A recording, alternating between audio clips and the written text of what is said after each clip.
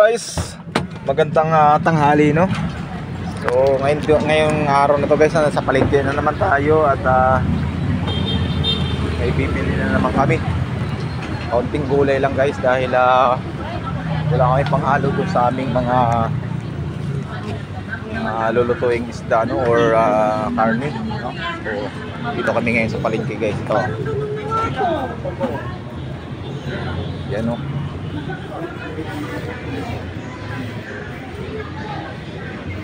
So titingin tayo ng mga gulay. Yan na. Bibili na tayo ito. Hindi na.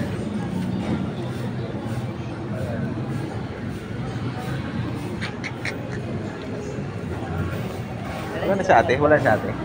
Wala na? Tinanong mo? Yung? Si ate? Bibili tayo. Meron. Oh, saan si ate? Pusing si ate nandito pa rin? May sakit sila rin eh. Ah! Kaya pa rin. Ewan ko lang, baka bukas magtitinda. Kaya pa rin ilang bisan tayo pumunta rito? Pangalawa? Hindi namin Yung ate ko naman, umuwi ng Pangasinan. Pero Magkapatid kayo na? yung isa. Oo. Pero yung sinanay. Ah, okay. Kala namin hindi na siya nagtitinda. Sarap ng mga kamatis guys. Ayan, oh.